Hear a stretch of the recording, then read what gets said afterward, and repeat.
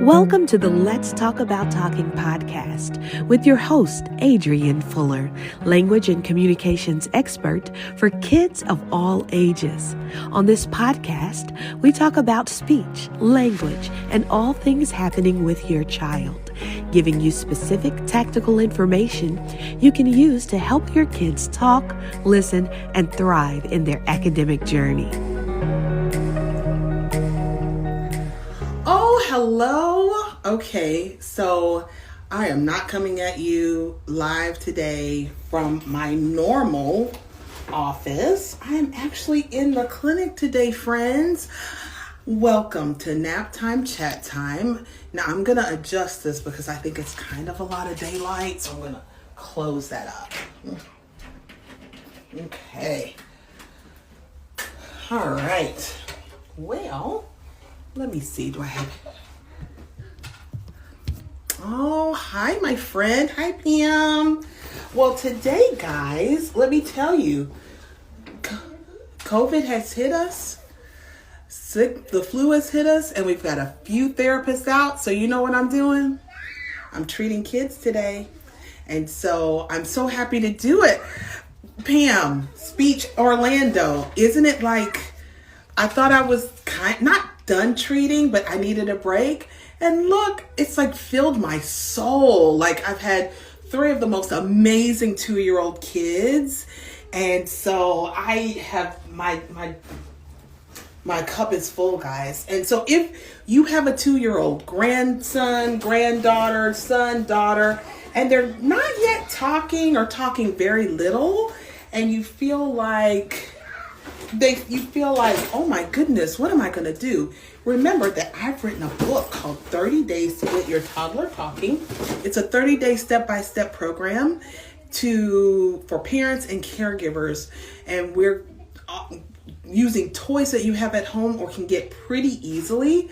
And it is a 30-day step-by-step program to get your kids spending time on task and using more words. So remember, at age 2, your child should be using about 50 words. So if you're noticing that they really only have 4, 5, 10, or 20, this is a great thing to do just to increase those language skills. You know what else is something that increases language skills? The power and the magic of school and daycare. I think daycare and school teachers are probably some of the most overworked, underpaid, and underappreciated people in our lives. And what we notice in the clinic is when we have a parent that comes in and the child's not really talking, we often recommend therapy, of course, but one of the most magical things is school. Because honestly, language, you're right, Speech Orlando, daycare is magical because language starts from the minute they come in the door. And so a lot of times when kids aren't talking or they're very young, parents are very apprehensive to put them in daycare. I don't want them to get sick. I don't want them to get hurt, especially if your child's a little bit older and they're not talking yet. It's it's understandable that parents are very apprehensive of putting your kid in daycare or school. But today I've invited one of my special friends. She has an amazing daycare VPK preschool right here in the Central Florida area. Her name's Miss Boone. And now, do you hear? We do have a hesitant customer right now. And so, yes, guys, if your child is 2 and they are not yet talking, you are going to get the screaming. You're going to get the tantrums. You're going to have to hold on to that for a minute because therapy, behavior therapy, daycare is something that is so beneficial. So anyway, I was just saying, Miss Teri, welcome. Hi. Miss Teri Boone on with us. She is the owner of Kids Avenue Learning Center right in the Central Florida area. Miss Teri, I feel like your school is like one of those community gems. And what we have, I think, in common, but that I've always liked about you is that you provide amazing daycare and school for all kids. Like, it's easy, and I'm not knocking anybody. We have what we have.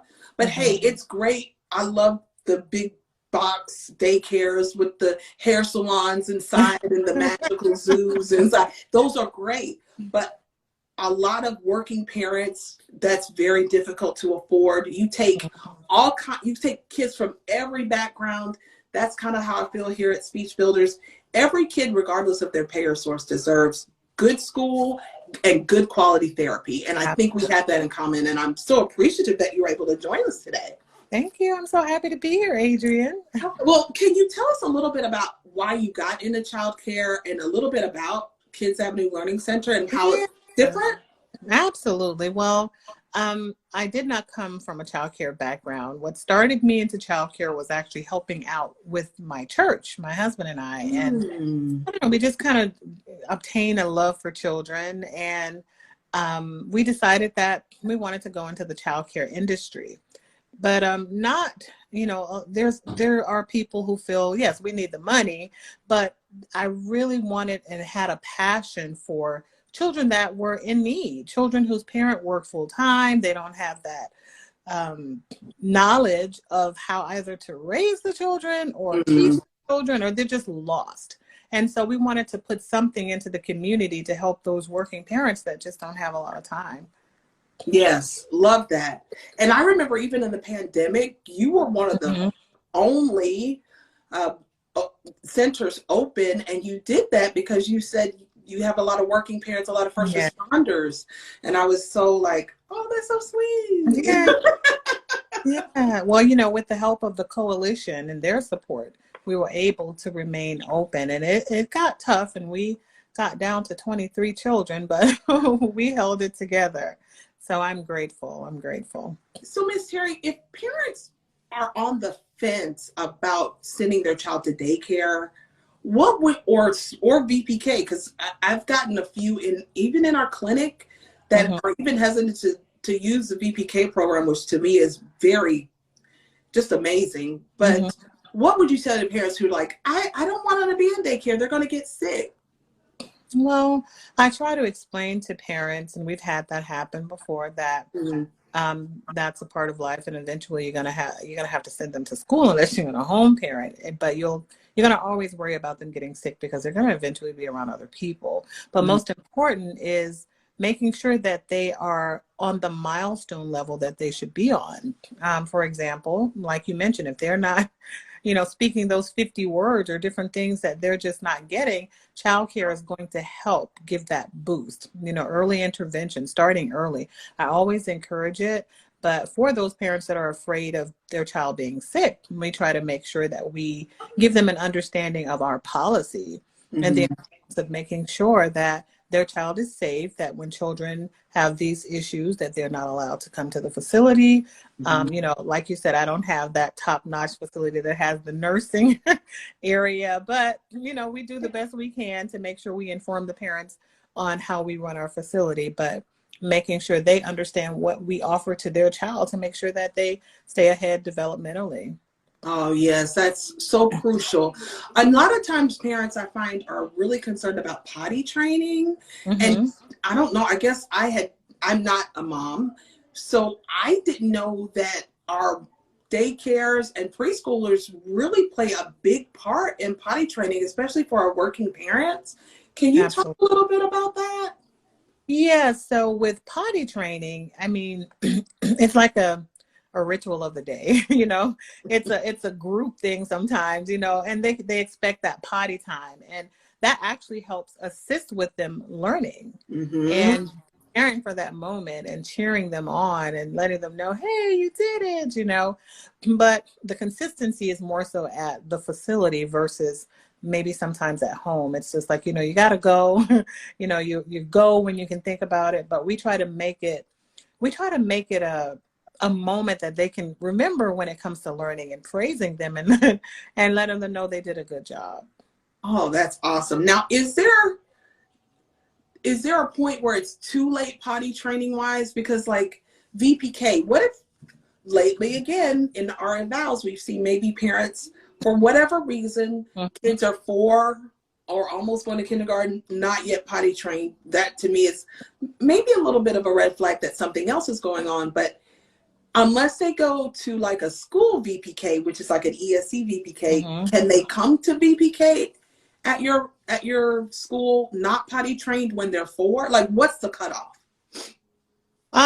Well, we would like to have them potty trained, but it Mm-hmm. depends on the circumstance. And we do communicate with the parents, and we hate to turn any child away. And there was at one point we had like so many VPK kids where it would be impossible. But right now with the pandemic, our VPK class is a little smaller, and we try it. We give it a shot, and we hope to help that parent and give them some tips on how to get this child moving along. And Mm-hmm. if in the event it becomes a problem for the program or too much for the staff, then we revisit the circumstance with the mom. But I do believe in giving every child the benefit of the doubt, because there's some parents out there that just don't know, don't have time, or don't know what to do. Right. And the waiting is really not good. Like, I know sometimes I feel like parents are waiting for that magical thing, but Mm-hmm. just getting started, I feel like, is the best. Absolutely. Would you agree? Absolutely, absolutely. And you kind of know, at 4 years old, I mean, you kind of expect them to know, but toddlers, Yeah. you kind of get a feel. And a lot of times we'll encourage the parents, hey, I think she's ready to start potty training at home. And if they're not starting at home, then it's going to be very challenging for us. So it all depends on the relationship we have with the parents, and we can tell if parents are working with those children and they work with us. It makes it so much easier. That is huge. I love that you said that. And I did want to just kind of piggyback off that. Whether it's your daycare, your child's school, speech, occupational therapy, we want to be parents. We want to be your team member. So Right. we're not against your child. We want your child to be successful. I promise we do. And sometimes parents almost get offended when we recommend certain things or say, we're not saying that you're a bad parent. We're saying, with our expertise working in this field for so long, here's what we think should happen. Right. At the end of the day, the parent makes the choice, but please know it's coming from a pure place. And I understand it can be very difficult to hear. Like, we all have dreams for our kids. We all want them to do really great things, but some of our kids just need a little bit of a push, and they need a team around them. So I'm saying, parents, please let us be the team. Please don't. I don't like to be like parent against provider. Right. That's never our best success cases. No matter how severe the child is when the parent and us are a team. Would you say? Absolutely. And being proactive with that parent is important. Letting them know what to expect. We take our challenges and we turn them into a checklist of things that we can talk to the parent about to make them feel comfortable and know that this is what you can expect. Your child may have a runny nose. They may have a green nose, and no, this is why we're here for you to pick that child up so that no one else gets it, and vice versa.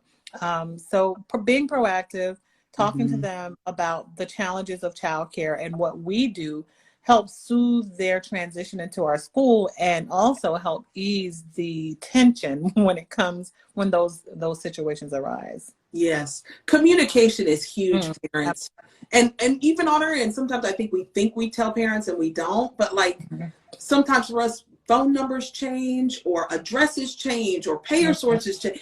And if you're having trouble paying your weekly school fees, I'm sure, I can't speak for you, but like, hey, just communicate that. Like, the ducking and the dodging, we've all fallen on hard times, but it's like when you communicate that is when it's, hey, let's, again, the team, don't let your team member down. I know it's a tough situation, but let's totally be a team. So Absolutely. As we're wrapping up, can you tell parents some things they should look for when they're searching for a daycare or school for their child, especially the young ones? So we have a brochure that's called Know Your Childcare. And you probably can't see the whole brochure, but it's something that we give the parents, and it has all of this amazing information on there that they should look for, like the ratios. One 1-year-old should be 6 children to 1 teacher. Ask about the qualifications of the teachers. Your license should be posted to assure that it's a licensed facility. Also, being able to access the Department of Children and Families website has a wealth of information on what is required for child care facilities, and how we could handle sick children, for example, and emergency postings, our nutrition plan. All of those things are things that they should look for. So we do give them this brochure that's provided to us on the website for the coalition to make sure that they understand that these are the things that we do. And if they were to go somewhere else, these are the things that you need to look for. And I will concur with and agree with all of that. My only thing that I want to add to that is moms and dads, use your gut feeling. So if you go in to that magical daycare with a hair salon and a magical zoo, but inside you get to have that nagging feeling that something's just not quite right. Right. I don't care who tells me it's the best daycare in the world. It just may not be the best daycare for my child. And so you've got to use, and let me tell you, I've been to some daycares that have none of the frills and the bells and whistles, and they're the most loving. They could be the most, they give kids the best food because it tends to be home cooked. And it's just like a hidden gem. Just because it's not brand new and shiny doesn't mean it's not a great daycare. So I do want to say that sometimes we're kind of like, oh my gosh, that's amazing. So but whatever makes you feel comfortable. Some parents, they won't put their kid anywhere without cameras. Some parents are okay with that. And my thing is, if you need a camera to verify that nagging feeling, you should take your kid out of there anyway. So, but do what's best for your child. And so, Miss Teri, thank you so much, guys. If you are in the Central Florida area and you are looking for a school that will love on your kids and teach your kids and get them ready for kindergarten, and just love on them, Kids Avenue Learning Center, located right in the heart of Central Florida, 121 North Pine Hills Road. Their Instagram name is Love Kids Avenue. Any departing words for our parents here? Well, just know that we care for children. That child care facility is not an easy job. It's not. It is important that you plug your child in to get the best, to make sure that you are really watching that facility and learning about it prior to plugging your children in. So good. Miss Teri, as always, I can talk to you for like hours. I won't do that today.